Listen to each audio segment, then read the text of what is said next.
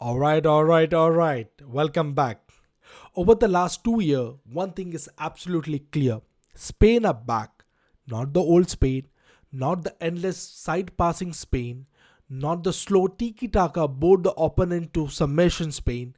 This Spain is different. They are fast, aggressive, direct, and honestly, they are one of the most frightening team which is headed towards World Cup 2026 in US. They arrive as European champions, Olympic champions, and one of the very favorites to lift a trophy in North America. But they actually go. Will they go all the way? Today we'll break down entire squad, the manager, the tactics, key players, injury concern, and one historical detail that makes this Spain squad unlike any other World Cup squad. Let's deep dive into it. Let's start with manager. Everything starts with Luis Flanadonza. Sorry if I'm not pronouncing the name properly. Uh, when when he took over the Spain, uh, Spain was disappointed with especially World Cup 2022 exit. Many fans were very excited when the World Cup started, but he wasn't a superstar manager, so they didn't knew what to expect. He wasn't the household name, but what he did next changes everything. He built a team with an identity, a team that combines possession with aggression. A team doesn't just want the ball, it wants the ball back immediately after losing it. His philosophy is simple: control, press, attack, speed, dominate possession, press relentlessly, attack through the wide areas at speed. That approach helps them to win Euro 2024. And you remember what the campaign Lamine Yamal and Nico had. And now expectations are very big.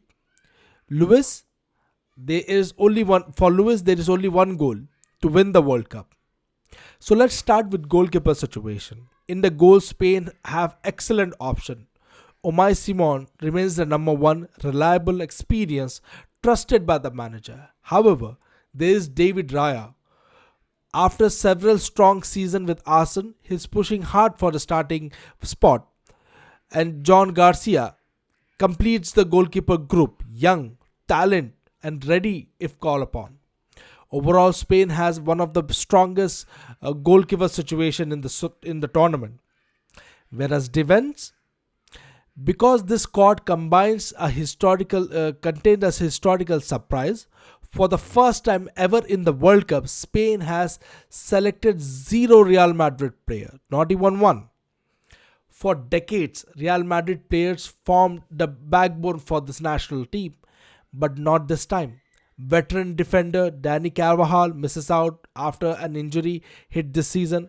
Young Madrid defender failed to impress him. Instead, Spain have gone with the youth and energy, like Marc Cucurella continues as a left back after a billion Euro 2024. Grimaldo offers another elite option on the side. Then there is Pau Kubarsi. Remember that name. Still a youngster, already playing with the calmness and veteran like mentality, alongside with Laporte, the experienced leader for the backline. At the right, we're gonna see Pedro Porro, Marco Llorente provides quality. Overall, this defense is young, athletic, perfectly suited to Spain high pressing style. And there is a midfield. Now we arrive to the Spain's biggest strengths, and this strength is been every time any generation Spain plays: midfield. And honestly, you can make a strong argument this is the best midfield of entire tournament. Everything revolves around Rodri, or should I call Ballon d'Or Rodri, heartbeat of the team. The player who controls the tempo, protects the defense, make everything works. Big concern on his fitness, I understand. Rodri spends months recovering from serious knee injury. If he is fully fit, Spain becomes genuine favorites to win this cup. If he is not fit, Spain becomes much more vulnerable. But The good news is the depth behind him is incredible. Pedri is one of the most smartest midfielder in the world. Gavi gives relentless energy. Fabian Ruiz adds creative physical presence. And Zubimendi is a ready-made replacement for Rodri. Mikel Merino provides goal, power from the midfield. And Alex Baena offers something different in creative. This group has everything: control, creativity, physicality, experience, depth. It's a dream for midfield for any it's a dream midfield of any manager. Attack. And now we get to the stars. The players everyone wants to watch.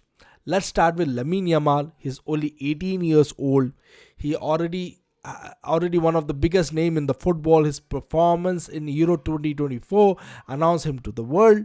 Since then, his rise has been incredible. He's fearless, creative, and capable of changing a game in a single moment. The only concern is fitness. Hamstring injury interrupts his season, but Spain expect him to be available. On the opposite wing, there is Nico Williams, a perfect partner, explosive pace, direct running, constant danger. Like Yamal, he's also been dealing with injury concern, and that's important because Spain's biggest weakness might be dependent on two wingers. If both are unavailable, Spain lose huge momentum in attacking threat.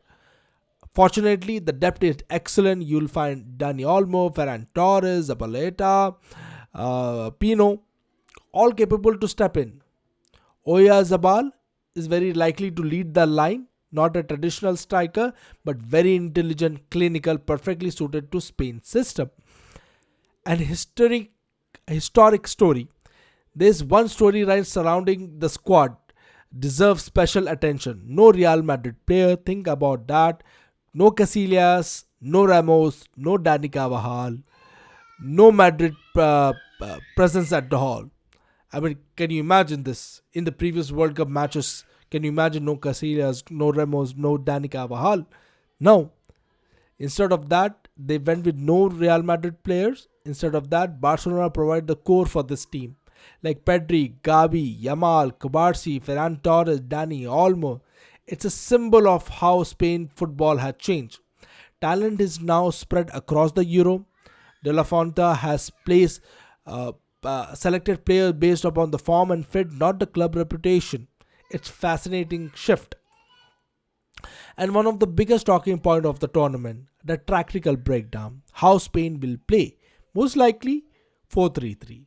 Umay Simon in goal, Kubarsi, Laporta centre back, Cucurella left, Poro on right, Pedri sitting behind Rodri sitting behind Pedri and Fabian Ruiz, Yamal and Nico on the wings, and Oyarzabal through the middle. Spain has the ball. They create triangles over the pitch, quick passing, constant movement, plenty of width. When they lose the ball, press begins immediately. The goal is simple: win possession back within seconds. This is what separates them from Spain teams from the past. They are still technical, they are still possession based, but now they are much more direct, much more aggressive, more dangerous. And Spain should comfortably progress to group stage. The biggest challenge is likely to be Uruguay, a physical, intense, and extremely well coached side. Beyond that, Spain has everything needed to win this tournament: elite midfield, world class stars, strong depth squad, a manager who knows exactly what he wants. The biggest question remains the fitness. Rodri, Yamal, Nico, Moreno. If those players are healthy, Spain could be unstoppable. So, what's the final prediction? Spain are absolutely one of the favorites to win the World Cup. They have been elite, talented team, clear identity, great generation of players who already know how to win. Yamal, Pedri, Rodri. Those three names along can decide any match. If anything clicks, Spain could celebrate another World Cup title, the second of the entire history. But now I want to hear from you. Do you think Spain will win? Can Yamal becomes the star of the tournament? How far do you think this team will go? And please leave your prediction in the comments. Don't forget to subscribe. Uh, I'll see you in the next World Cup squad breakdown. Until vamos!